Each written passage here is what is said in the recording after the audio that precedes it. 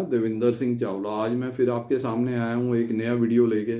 इससे पहले जो मैंने वीडियो बनाया था उसमें मैंने ये बताया था कि जो सीए नेटवर्क सर्टिफिकेट है वो आपको लगाना चाहिए या नहीं लगाना चाहिए, उसकी क्या इंपॉर्टेंस है आपकी कनाडा टूरिस्ट वीज़ा की फ़ाइल में, और या किसी भी वीज़ा की फ़ाइल में उसकी क्या इंपॉर्टेंस है। तो उस पर आप लोगों का बहुत प्यार मिला, आपके बहुत अच्छे व्यूज़ आए, आपके अच्छे कमेंट्स आए, उसके लिए आपका बहुत बहुत धन्यवाद। तो आज मैं जो ये वीडियो शुरू करने जा रहा हूँ इसमें मैं आपको ये बताऊँगा कि पर्पस ऑफ विज़िट क्या होता है। तो आपने क्या पर्पस ऑफ विज़िट देना है जब आपने कनाडा का टूरिस्ट वीज़ा अप्लाई करना है। तो चलो हम अपना वीडियो स्टार्ट करते हैं। तो सबसे पहली बात यह है कि जो भी लोग कनाडा का टूरिस्ट वीज़ा अप्लाई करते हैं तो वो किसी ना किसी एजेंट को कॉन्टैक्ट करते हैं अपनी फ़ाइल लगाने के लिए।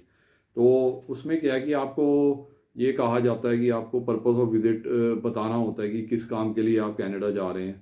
तो क्या होता है कि जितने भी क्लाइंट्स हैं, जितने भी एप्लीकेंट हैं, वो कोई ना कोई पर्पस बनाते हैं। कोई कहता है कि मैं अपने फ्रेंड को मिलने जाना चाहता हूँ, या अपने रिलेटिव्स को मिलने जाना चाहता हूँ, या उनका कोई भाई या बहन वहाँ पे होती है उनको मिलने जाना चाहते हैं, या अपने माँ बाप के पास जाना चाहते हैं। तो उसमें क्या होता है कि वो एक स्पॉन्सरशिप लेटर मंगाते हैं या इनविटेशन लेटर मंगाते हैं, उसके बेस पे अपना वीज़ा लगाने की कोशिश करते हैं। तो उसमें क्या होता है कि हर बंदा यही सोचता है कि शायद कोई वहाँ से बाहर से लेटर मंगानी पड़ती है या स्पॉन्सरशिप मंगानी पड़ेगी तभी वीज़ा मिलेगा। ऐसी कोई बात नहीं है। जो भी लोग हैं, कोई भी व्यक्ति है जो कनाडा का टूरिस्ट वीज़ा लगवा सकता है, चाहे उनका कोई रिलेटिव बाहर है या नहीं है, चाहे उनको कोई जानने वाला है या नहीं है। तो क्या होता है कि ये जो पहला पॉइंट मैं आपको ये बताना चाहता हूँ कि सब लोग यही शो करना चाहते हैं, यही शो करते हैं कि आपका कोई पर्पस होना चाहिए विजिट के लिए। ठीक है, पर्पस ऑफ विजिट होना चाहिए, पर वो ये शो करना चाहते हैं कि आप या तो इनविटेशन लेटर मंगाइए या स्पॉन्सरशिप लेटर मंगाइए किसी अपने दोस्त से या रिलेटिव से या किसी कॉन्फ्रेंस से या इवेंट से, तभी आप वीज़ा लगवा सकते हैं। उस के कारण क्या है कि जो भी क्या एप्लीकेंट है वो कंफ्यूज हो जाता है कि वो क्या करे। अब जिसका कोई जान पहचान का नहीं है उसको बहुत प्रॉब्लम हो जाती है। तो वो क्या कहते हैं कि एक जो इनविटेशन आप लिए ख़रीद लेते हैं बाहर से, एक आर्टिफिशियल इनविटेशन क्रिएट करते हैं या स्पॉन्सरशिप मंगाते हैं, उसके लिए पैसे खर्चते हैं, उससे क्या उनका खर्चा हो जाता है काफ़ी। तो उसके बाद वो अपना वीज़ा की एप्लीकेशन अप्लाई करते हैं। तो इसमें क्या है कि अगर आपका वीज़ा तो लग जाता है उसमें पहली बारी में तो बहुत अच्छी बात है, पर अगर वो रिजेक्ट हो जाता है, आपकी रिफ्यूज़ल आ जाती है, तो फिर आप नेक्स्ट टाइम कौन सा रीज़न बताएंगे अपनी फ़ाइल लगाने के लिए। तो ये एक बहुत बड़ा सवाल है, ये आपको इसके बारे में सोचना चाहिए। तो इसका क्या है कि अगर सपोज करो आपने अगर अपना अपना इनविटेशन मंगाया कि बाहर कनाडा डे के लिए मैंने जाना है, या जो आजकल चल रहा है कैलगरी स्टैम्पीड फेस्टिवल चल रहा है, या कनाडा डे का चल रहा है आजकल, सब जगह ऐड दे रहे हैं कि आप उसके लिए अपना वीज़ा लगवाइए। सपोज आपका जो है वीज़ा रिफ्यूज़ हो जाता है, आपका वीज़ा नहीं लगता, कनाडा डे भी निकल जाएगा, फिर स्टैम्पीड फेस्टिवल भी निकल जाएगा। अगर किसी ने लगाया कि एग्रीकल्चर मेला के लिए जाना है, या आपने कोई और कॉन्फ्रेंस अटेंड करनी है, कोई और आपने इवेंट बुक किया हुआ, तो जब वो निकल जाएगा उसके बाद आप क्या रीज़न देंगे वीज़ा ऑफिसर को जब आप दोबारा फाइल लगाएंगे। तो ये भी आपको चीज़ सोचनी चाहिए। ठीक है, आप वहाँ तक सोच लेते हैं कि मैंने ये रीज़न लगा दिया और अब मैं फ़ाइल ने अप्लाई कर दी है, तो इस चीज़ के बारे में आप नहीं सोचते कि अगर आपको रिफ्यूज़ल मिल जाता तो नेक्स्ट टाइम आप क्या रीज़न बताएंगे। तो इस चीज़ को भी आपको पहले ही सोच लेना चाहिए। तो इसके बाद चलते हैं हम दूसरे पॉइंट पे।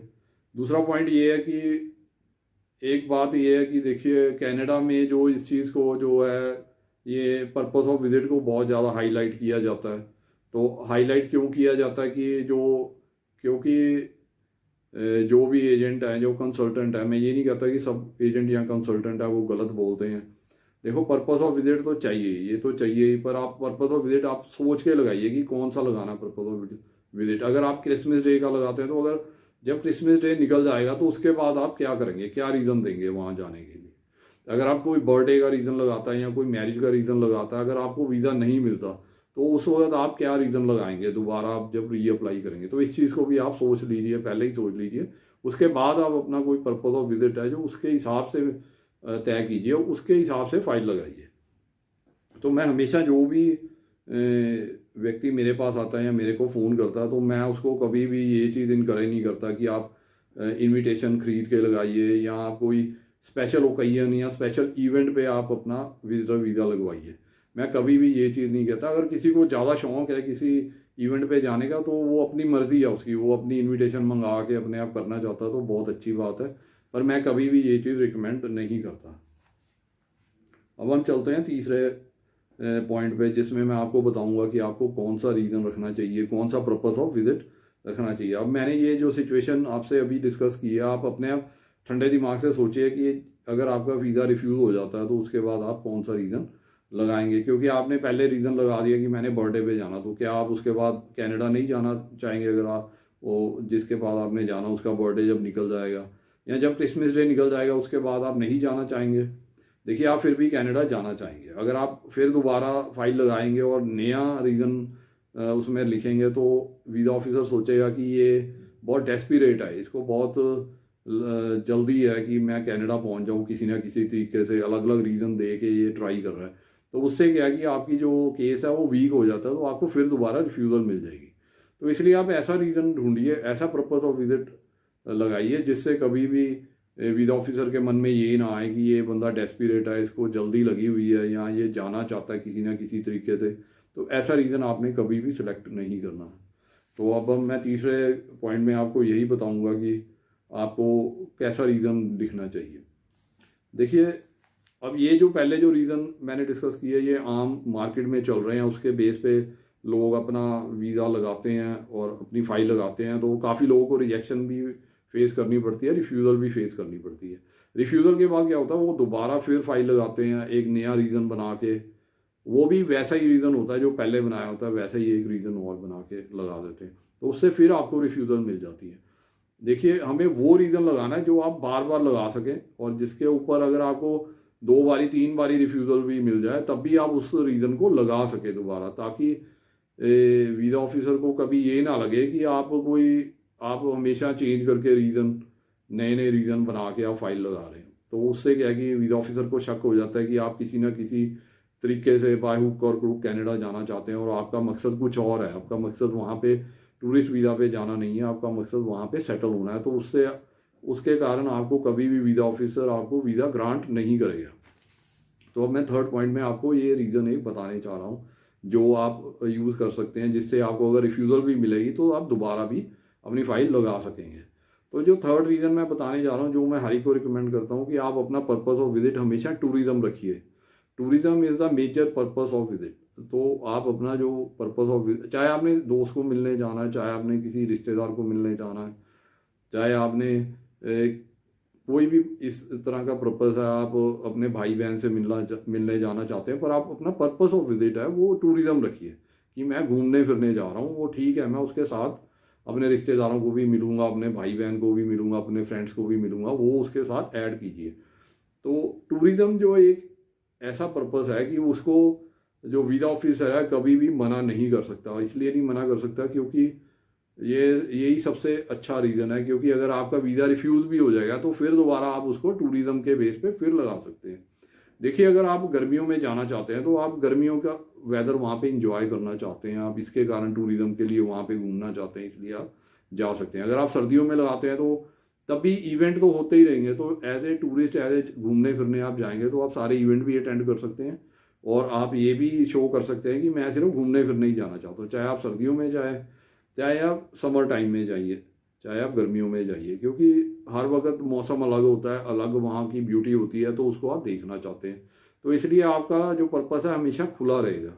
आप 24/7 365 डेज ऑफ द ईयर आप अपना वीज़ा अप्लाई कर सकते हैं और अपना जो फाइल है हमेशा बना के दोबारा भी अप्लाई कर सकते हैं। आपका चाहे 3 बारी रिजेक्शन आ जाए, 4 बारी आ जाए, 5 बारी आ जाए, अगर आप टूरिज़्म अपना रीज़न बताएंगे तो आपको कोई भी मना नहीं कर सकता। ना ही वीज़ा ऑफिसर को इस बात का शक होगा कि ये हमेशा रीज़न बदल बदल के अपना फाइल लगाना चाह रहा है और ये मतलब डेस्परेट है वहाँ जाने के लिए। और इसलिए मैं हमेशा रिकमेंड करता हूँ कि आप होटल बुकिंग के ऊपर पर्पस ऑफ विजिट टूरिज़्म रख के हमेशा अपनी फ़ाइल को लॉन्च कीजिए, अपलोड कीजिए और आपको 100% सक्सेस मिलेगी। क्योंकि सबसे ज़्यादा वीज़ा जो दुनिया में सारी दुनिया में सबसे ज़्यादा visa tourism visa, tourist visa या जिसको विजिटर वीज़ा कहते हैं, वो होटल बुकिंग पे ही मिलते हैं। तो आप चेक कर सकते हैं इसको, फैक्ट्स पे गूगल पे जाके चेक कर सकते हैं, किसी भी आप वेबसाइट पे जाके इस चीज़ को चेक भी कर सकते हैं अपने आप। तो ये था मेरा आज का वीडियो। इसमें मैं आपको ये बताना चाह रहा था कि जो आपको पर्पस ऑफ विजिट है हमेशा टूरिज़्म रखना चाहिए, ताकि आप जब भी फाइल लगाएंगे तो टूरिज़्म पर्पस आप इजीली हमेशा लिख सकते हैं, और उसमें आप वीज़ा ऑफिसर को कभी भी शक नहीं होगा, क्योंकि आप अपने स्टैंड पे हमेशा खरे उतरेंगे।